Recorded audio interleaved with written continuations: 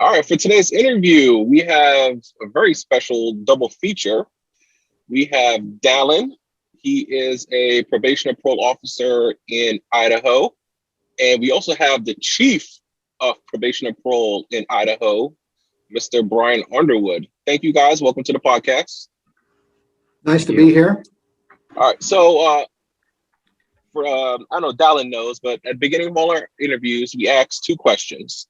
These are standard questions we ask everyone. So I guess we'll direct the first question to Dallin, and then Mr. Underwood, you could answer second. So on this, we have the 2-hat scale, with 1 being a social worker and 10 being a law enforcement officer, police officer, deputy sheriff. How would you rate your department on a scale of 1 to 10? I think personally, the way that I look at it, and I guess the people around me who I work with, I'd rate it probably about pretty solid in the middle, probably about like a 5, maybe a 6. I think personally, I'm leaning maybe like a 4 or 5. I'm new, I'm naive, but I think I feel myself as I get more confident in the job. I haven't been on for very long. I feel myself, leaning further and further toward the law enforcement side as I can do more things. Chief Underwood, how would you rate the department? Well, we are fundamentally trying to change the whole conversation from law enforcement or social work to increasing success of people under our supervision. And here's why. I was a presidentially appointed U.S. Marshal for 10 years by President Obama. And I've seen the value of changing people's lives to better affect public safety than simple law enforcement. Check the box, or we're very good at compliance, which probation and parole tends to be very good at compliance.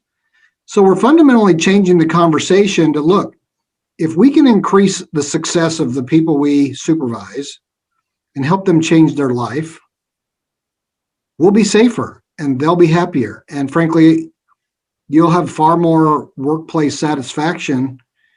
I think that's why people love these jobs anyways, because there's personal fulfillment when you're helping somebody. So I don't know that I'd put myself on a scale or our department. I think we're trying to fundamentally change how we look at it, because you could put a case in front of me and I'd say we're 100% law enforcement on that case, dangerous, no business on the streets, versus somebody else. And we're like, there's no reason why we should even give them a reason to run away from us, because they need some help. So I'm not trying to answer your question. We're trying to change how we talk about probation to be, our actual vision says we envision fewer people in the correctional system and a safer Idaho. That's what we envision. I love that.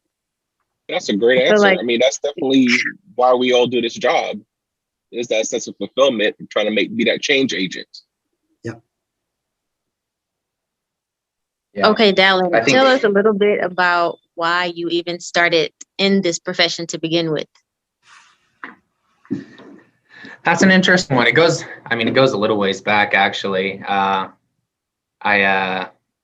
guess in college, I was studying to be a marriage and family therapist, or at least starting to. I thought that's what I wanted to do.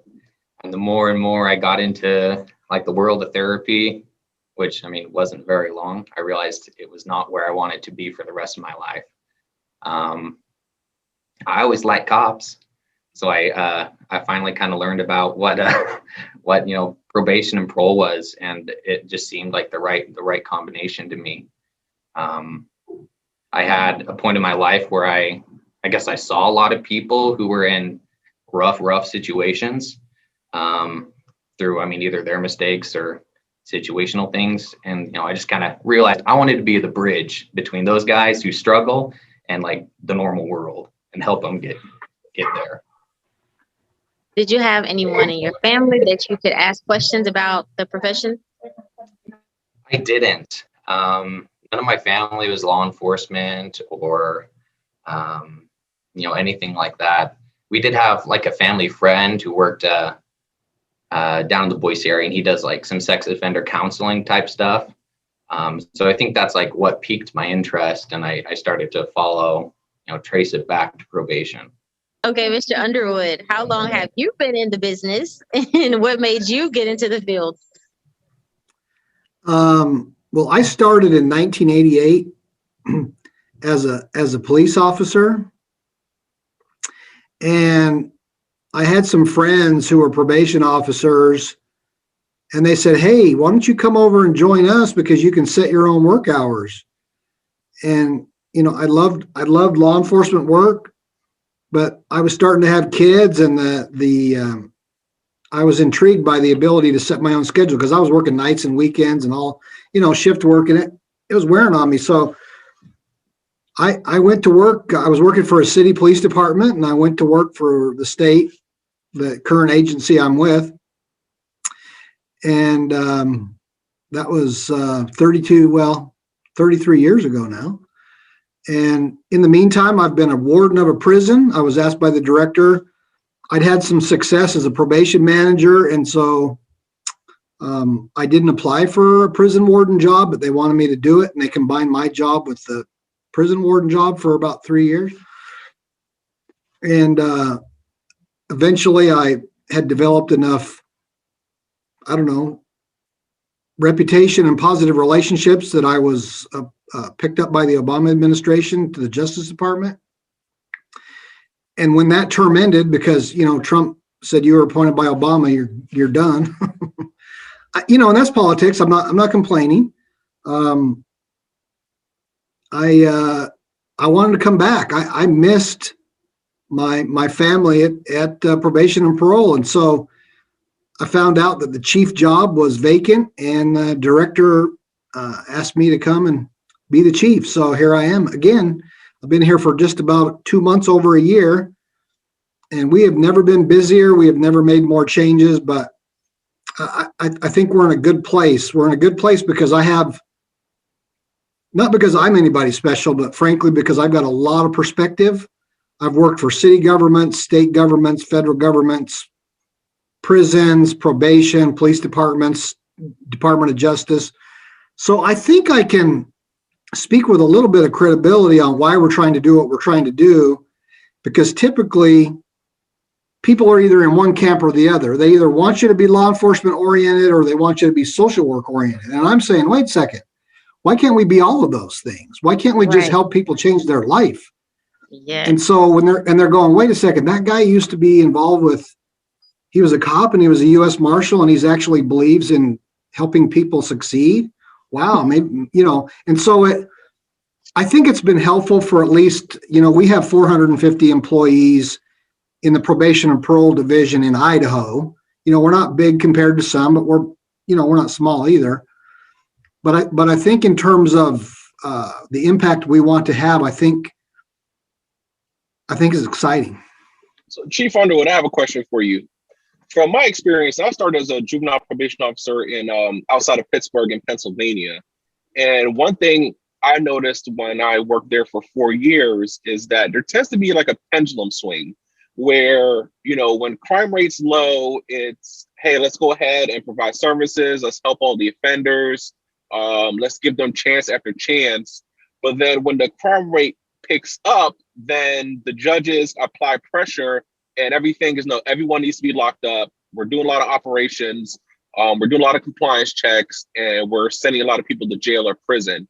Is that something that you've experienced in your time? 100%.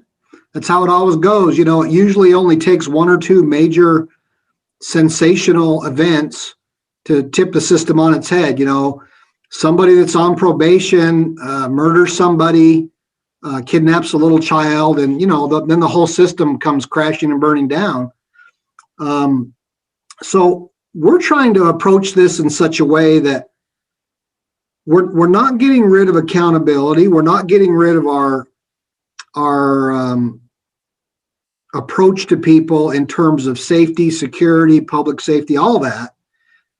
But we're also not afraid to say, listen, would you rather see this person again 3 months from now? Or would you rather us use some additional tools, resources, and maybe actually be nice, if there's no way to say it, and maybe help change their life and their family's life around? I mean, I think we're kind of at a crossroads in the country because everybody is so, I don't mean to say everybody, people are so at each other. I mean, you either agree with them or you don't. You're either Republican or you're Democrat. You're either pro law enforcement or you're not. I'm like, that's a bunch of bull crap. I mean, I can have an opinion about something and not be a bad person. And I can, anyway, your question is absolutely 100% on. We're a pendulum swinging country. I worry about that. And that's why sometimes it's unfortunate that our politicians tend to follow the emotions of the community rather than, okay, let's just really look at the situation instead of harming everybody with our decision. Let's realize that sometimes bad people are going to do bad things and it shouldn't blow up the whole system. So yeah, it's no different here in Idaho. Dallin, let me ask you a question. Actually, this is something that Brittany had posted on her TikTok. Is tell us about your first arrest. How did you feel when you made your first arrest? Okay. My first arrest was first arrest I was part of was my very first time going out into the field when I was out of the academy, and I don't know, I just kind of watched with wide eyes, honestly.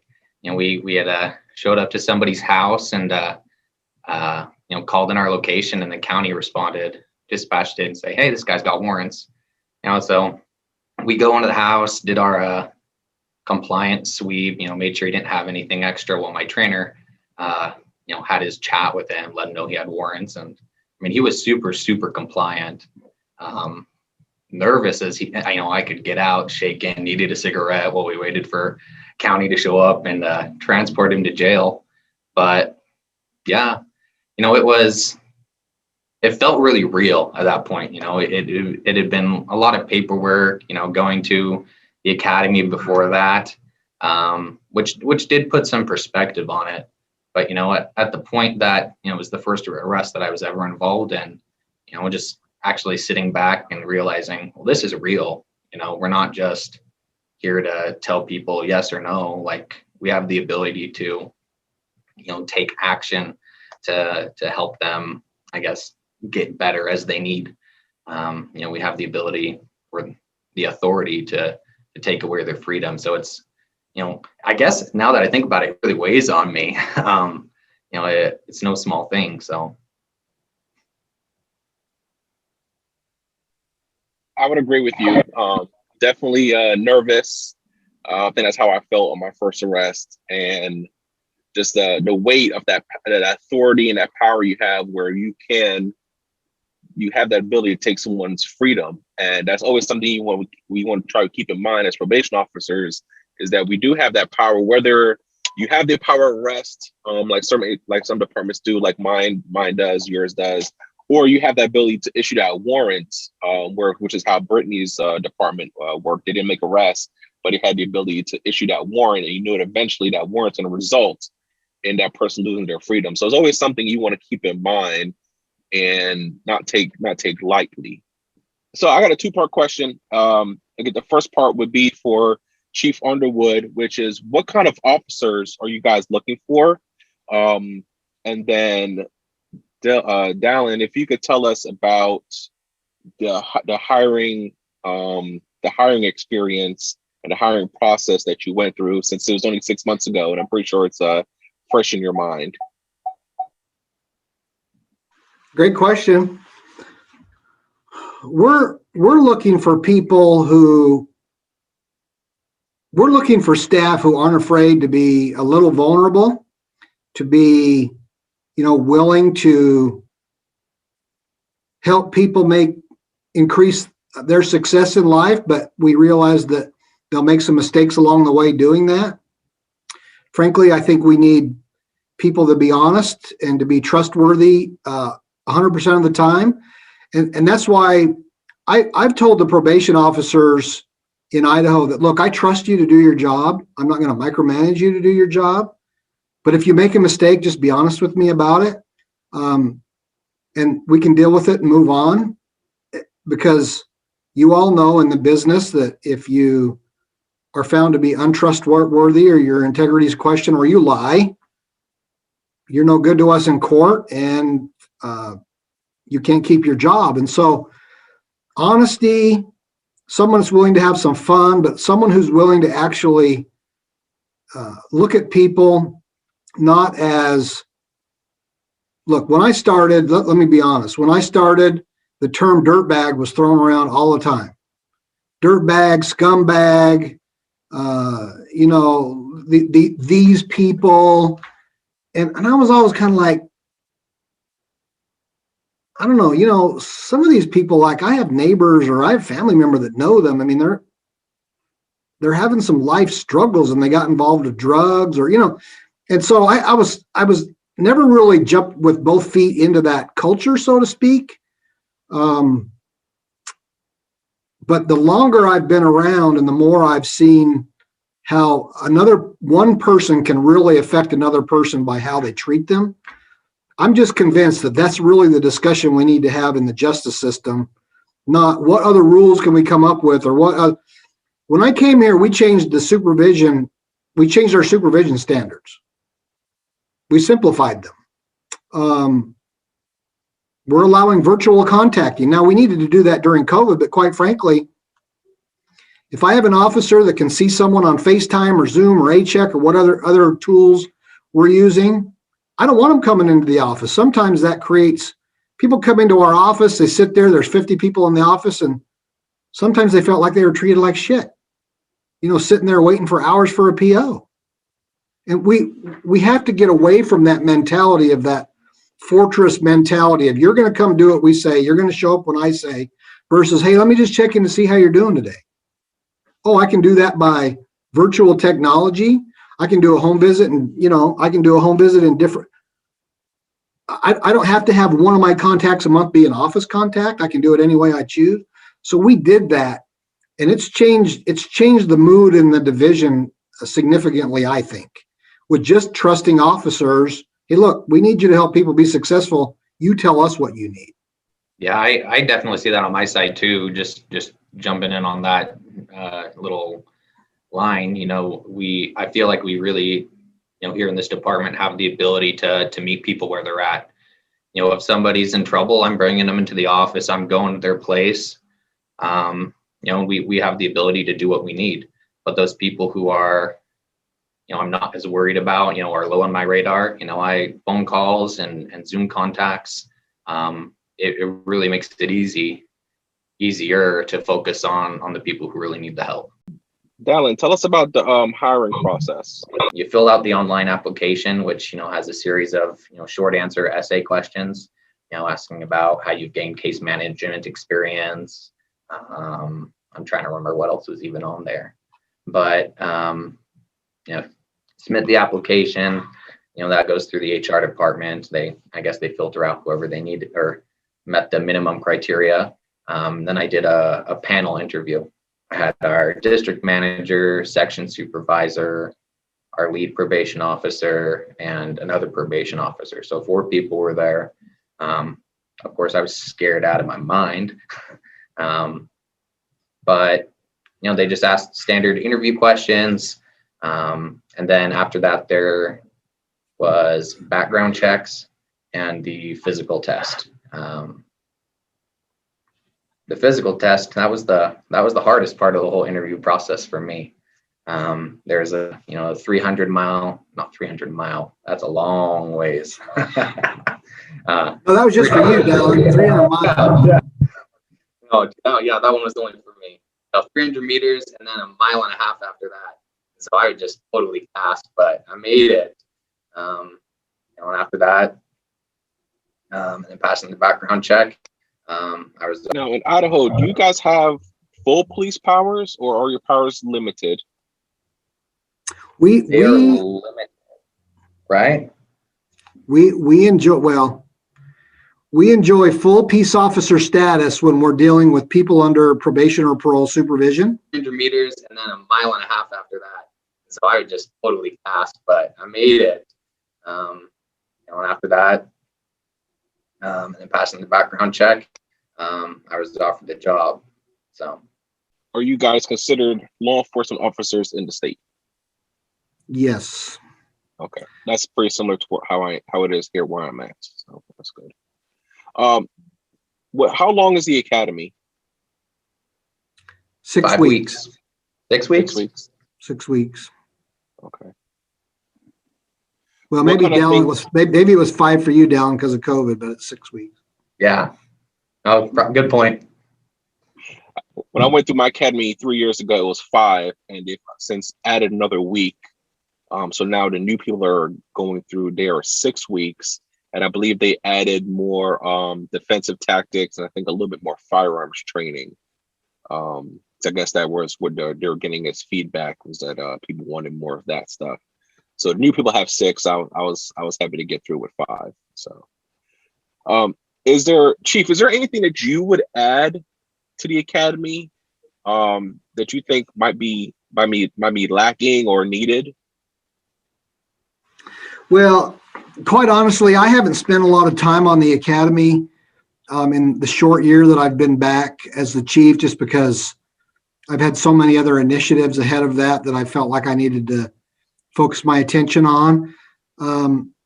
Many of the factors or many of the things that we do in the academy, you'll always have, the firearms, the defensive skills, the legal issues, courtroom testimony, we're always going to have those basic things, but I don't think we spend enough time probably on the people aspect of this job and our focus on, responsivity. And that's just a fancy word for, how do you deal with other people so that they actually hear what you're saying? How do you not come across as, my way or the highway? Because look, we know we have the authority, and some officers throughout the United States do a horrible job. They feel like they have to tell people how important and powerful they are when really it should be about making connections and building relationships so that we want people to want to change. I mean, I can't do anything for anybody. They have to do it for themselves, but I can sure as well be a motivating factor for them. If they feel like we put into our standards that a meaningful contact means this. If someone walks away and feels like you care about their success, that's a meaningful contact. That's written into our supervision standards. Now, I may not be quoting it exactly, but I think I'm close. Agreed. So that's where I'd probably spend more time at the academy, is on those soft skills like that. I think a lot of those things, though, are things that it's hard to teach someone. I feel like they have to have the personality for it. Because I do work with some officers that are like that, where they're very, my way to highway, very strict. You violated, I'm going to arrest you, and that's it. And they don't really try to understand. I like to think about it as, in reality, any one of us could be on the other side of that desk. We're all one bad decision away from being on the other side of that desk. So it's very important that we treat the offenders with the respect and try to understand where they're coming from, what led up to their offenses, what are criminogenic needs, what are the factors in their life that we can assist them with changing in order to get them there. But on the other hand, and I think this very, very tough point to make, or tough decision to make, is when do you go from changing hats, which is you go from being the case manager, social worker hat, to, okay, now I have to put the law enforcement hat on, and I have to make a decision regarding making this arrest, taking your freedom, seeking revocation, whatever the circumstances is. How do we get there? How do we better, more efficiently make that decision? Where do we decide that right now was a public safety issue? Well, I think that's the key question that all of us have to consider. There's probably no way I can bake that into our policies and procedures, because sometimes that just comes down to an individual case or an individual decision. But I think if we're all talking in different ways, if your strategic plan of your agency is increasing success for people under supervision, people are more likely to look a little closer at when they actually pull the trigger than they would in the past. When I started as a probation officer, I thought my whole job was nothing but compliance. And if someone failed a dirty UA, straight to jail. If someone didn't come to see me, jail. If someone failed to turn in a monthly report, jail. I mean, that was the job. That was the answer. Nothing to do with public safety. Made me feel good because I was holding them accountable and they were compliant. So I don't know 100% how to answer your question, because that's what we're trying to figure out right now is how do you bake that in? How do you operationalize that decision making? It's tough. Yeah, it's a delicate balance between trying to meet the offender's needs and then trying to keep the public safe. And of course, clearly, if there's certain triggers. I mean, we have new offenses.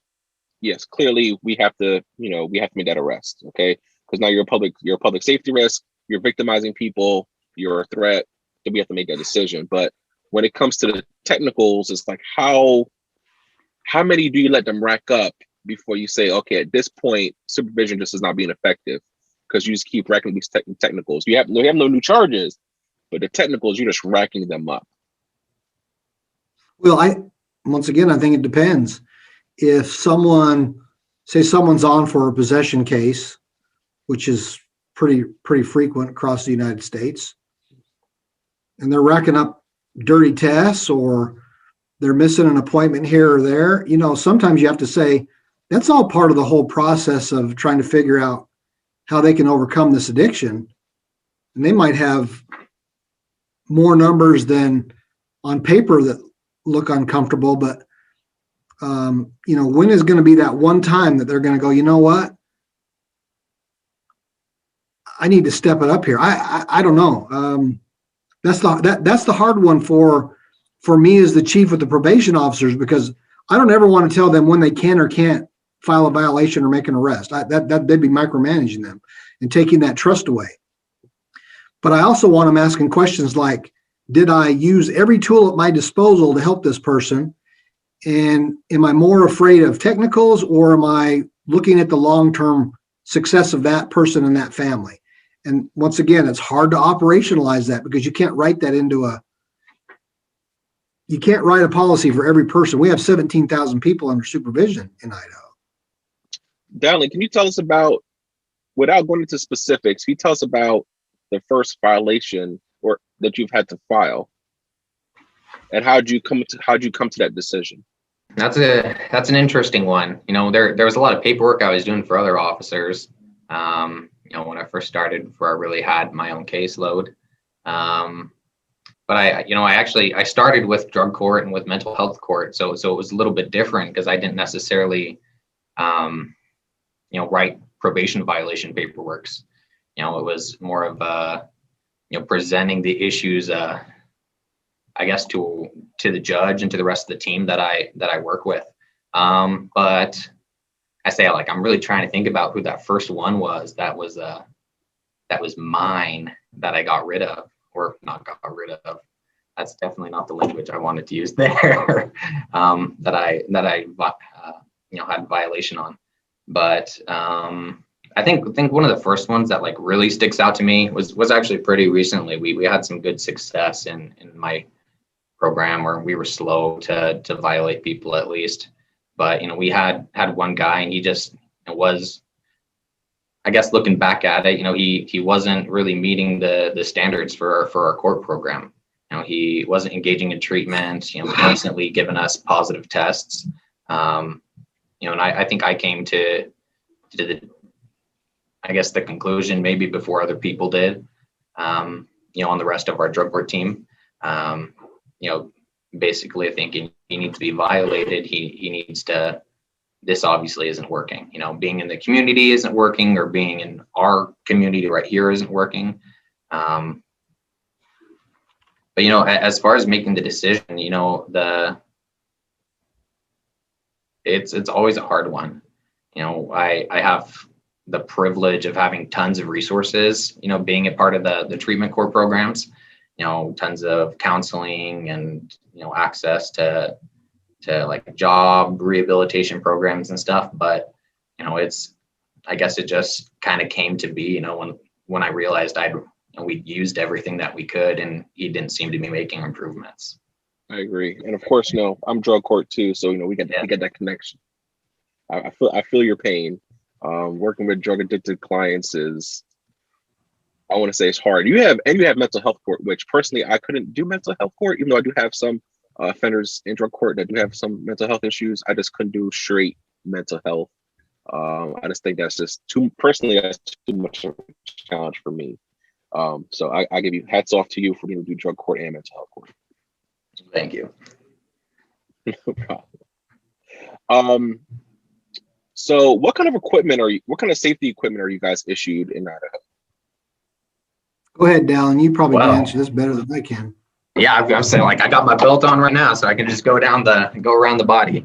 Now, obviously, I guess we're issued our department firearms, Glock 17, a couple extra mags. We have our OC spray, collapsible ASP baton, 2 sets of handcuffs, flashlight, radio, department issues Narcan, which I really appreciate. As being in drug court, I always know that it's a possibility I'm going to have to use that on somebody.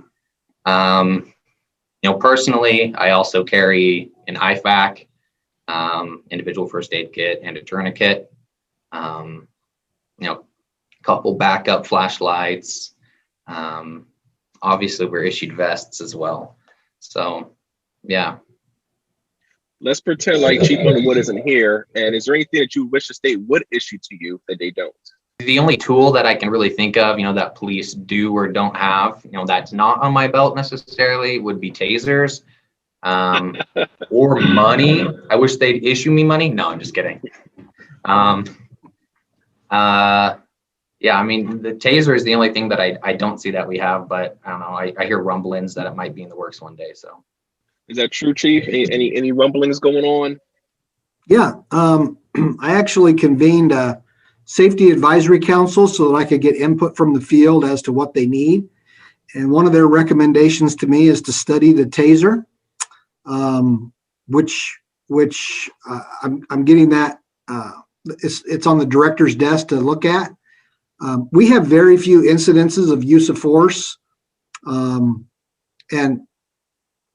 although that's not the deciding factor, I prefer the taser personally over the ASP or the baton. It's just a personal preference of mine.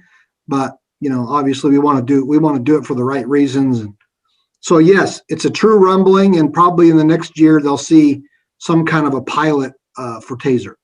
We have rumblings here in my state too about those, so we'll see if they happen. So I guess that's a spreading.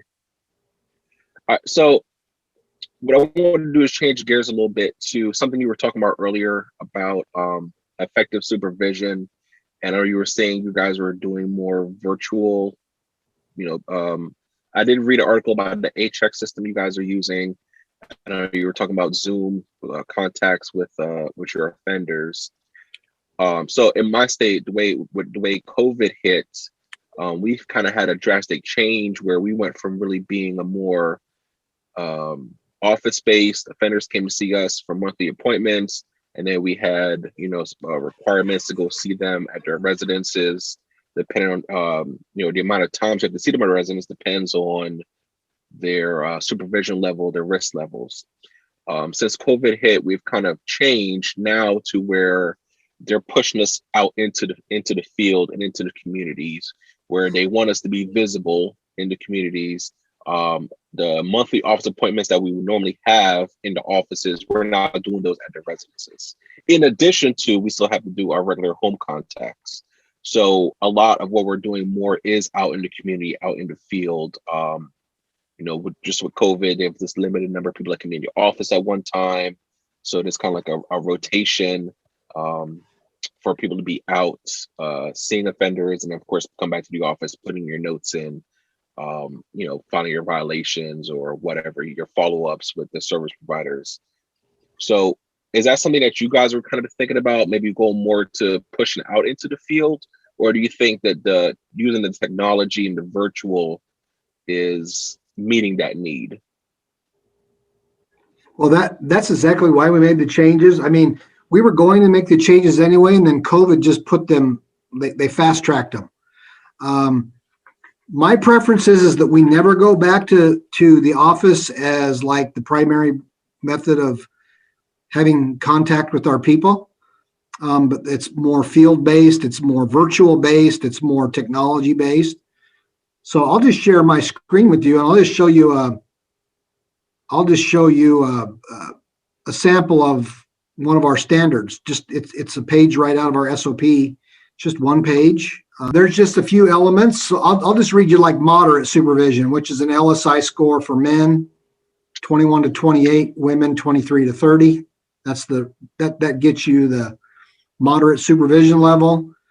The first block on our policy is customer service. To establish a customer service expectation, all staff shall respond to client and stakeholder emails, voicemails, text messages, etc., as soon as practical, but no longer than 2 to 3 business days as circumstances allow.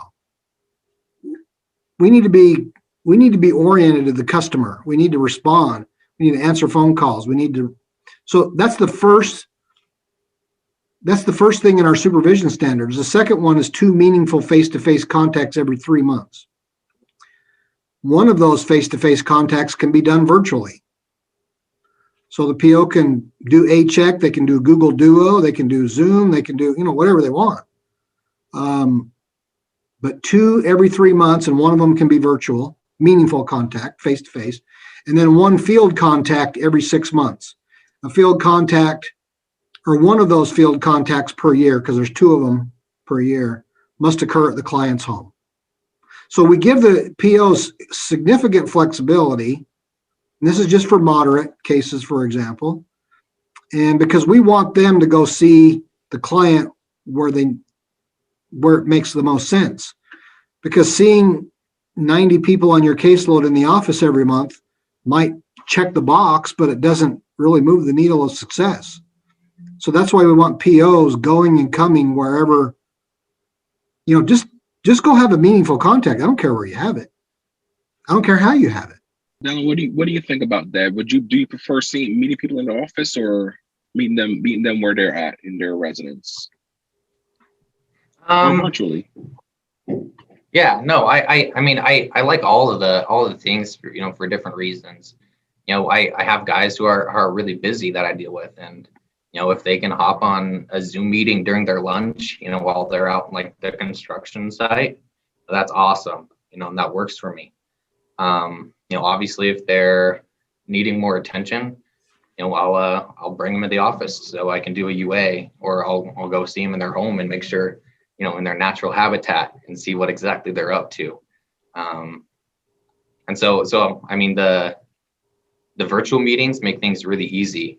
As far as like meeting the standard of like the minimum standard of contact, but it also, and I guess, gives me time to focus in on those guys who need a little bit more attention, need that personal touch. Agreed.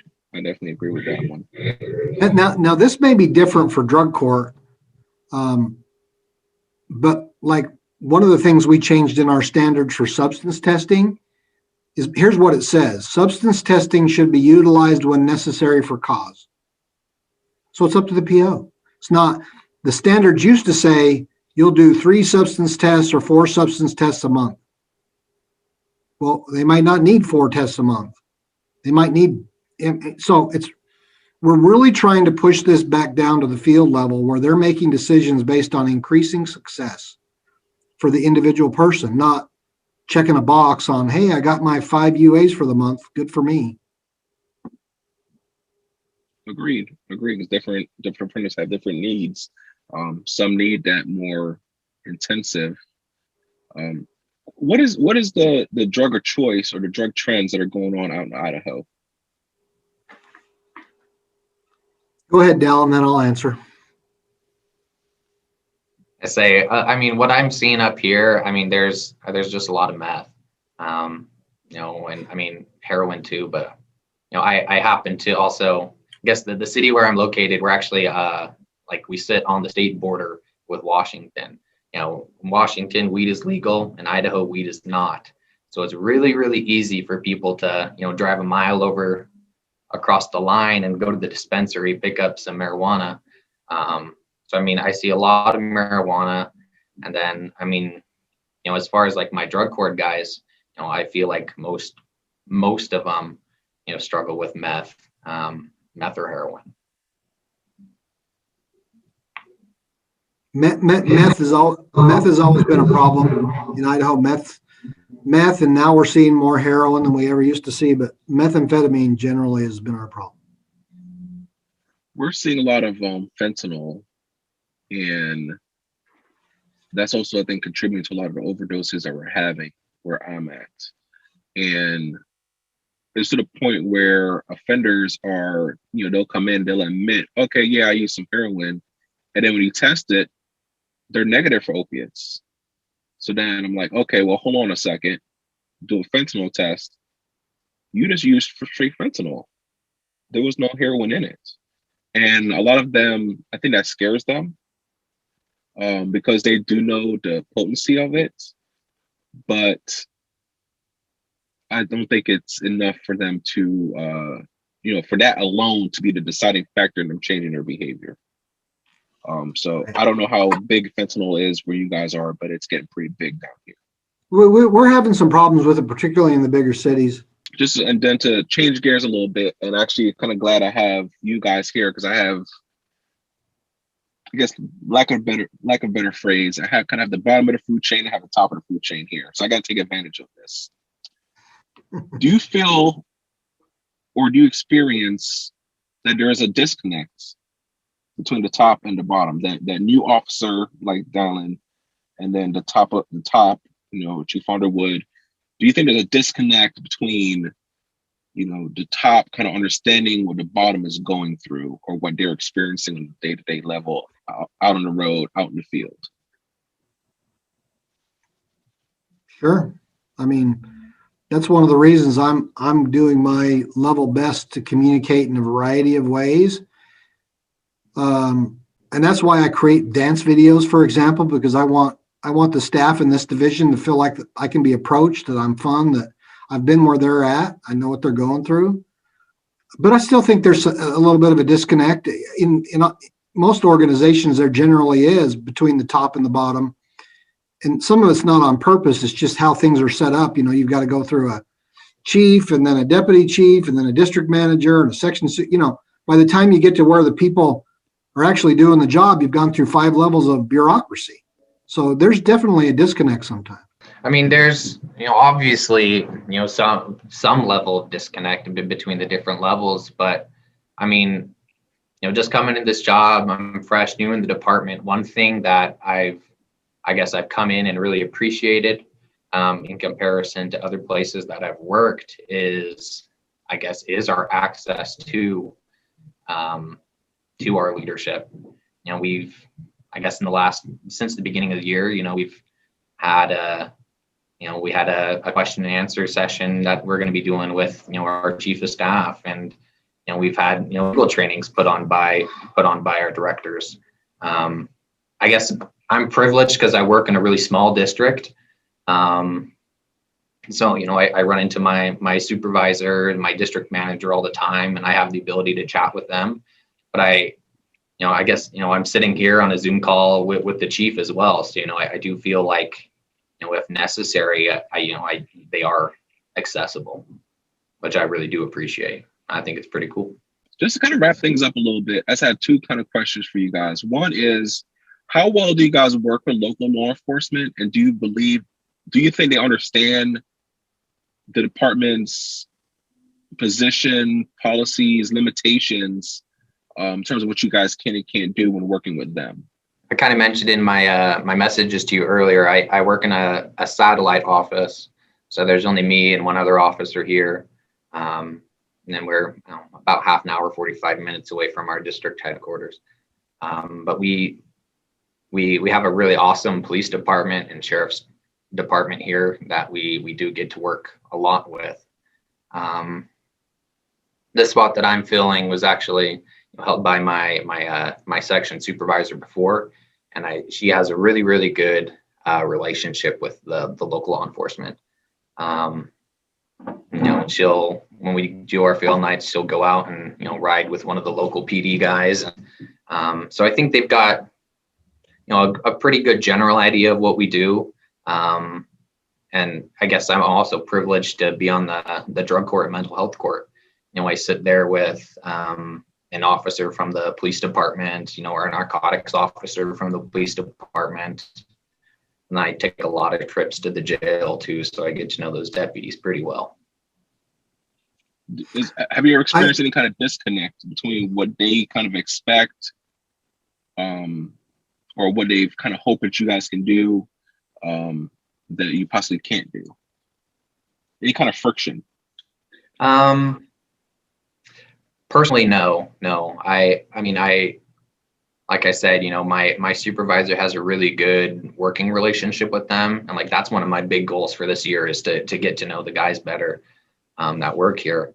But, I don't think I've really felt any disconnect here, at least. We have a pretty solid relationship with all levels of law enforcement in Idaho, city, state, federal.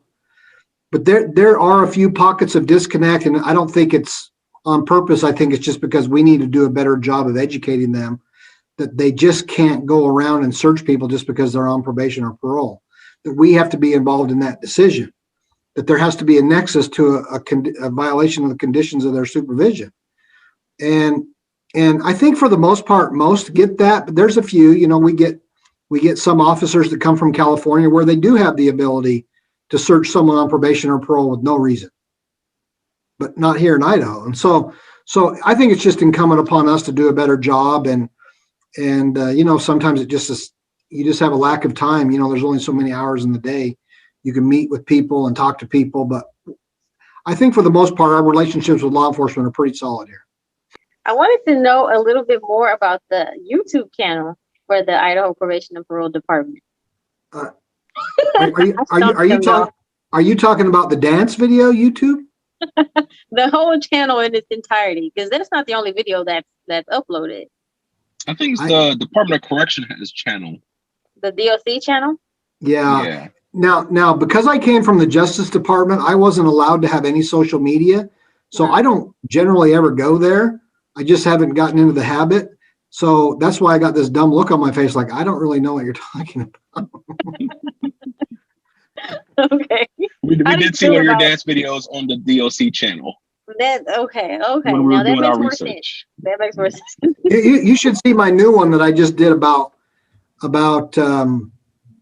it wasn't the mask video. It was, I don't know, how would you describe it, Dallin? It was just we love our staff video. For someone that's looking to get into your department, go ahead and give them the spiel of why they should join the Idaho Probation Parole family. Give them the spiel. Go ahead, Dallin. No. Man, catch me unprepared. No. I guess if I was talking to somebody who wanted to get into probation, parole, here in Idaho, I'd say, number one, just do it.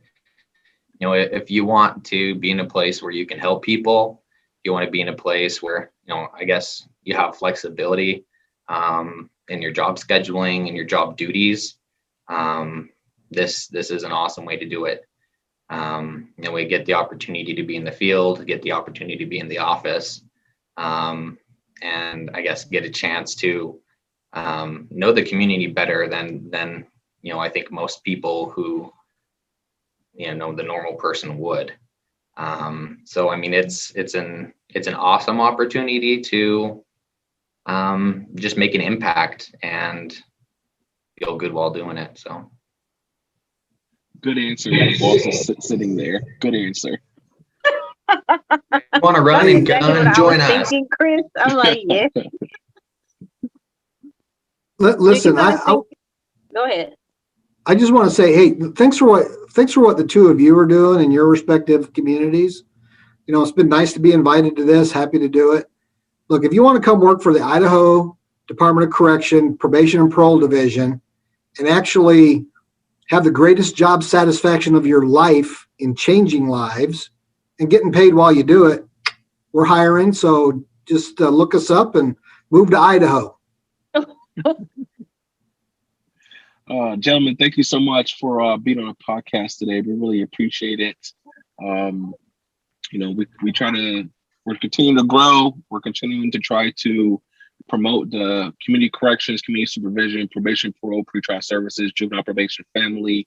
There's a lot of people that have a lot of questions about the field that want to get into it, and we're trying to bridge that gap. So we definitely appreciate you guys today. I think you guys dropped a lot of knowledge and a lot of experience that I think a lot of people will definitely appreciate. So again, thank you guys so much for coming on. Make sure you tell all your coworkers, help us grow. Make sure you subscribe. We're on different platforms. We have some very good interviews out there. We've interviewed officers in Pennsylvania, Ohio, Georgia, Virginia, Arizona. Missing anybody, Brittany? You probably are.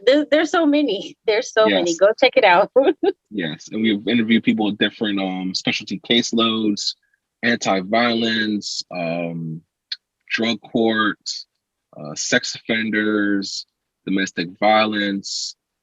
So we try to give everyone a good, broad perspective of the field, so that they can realize they can get in, kind of find their niche, and hopefully, be that positive change agent that our offenders need. Thank you so much, Chief Underwood and Dallin, for joining us on today's podcast episode. Please be sure to follow us at Two Hats Podcast on Instagram. Also, if you would like to be featured on a next episode, please send us an email at twohatspodcast@gmail.com. Until next time, stay safe, guys.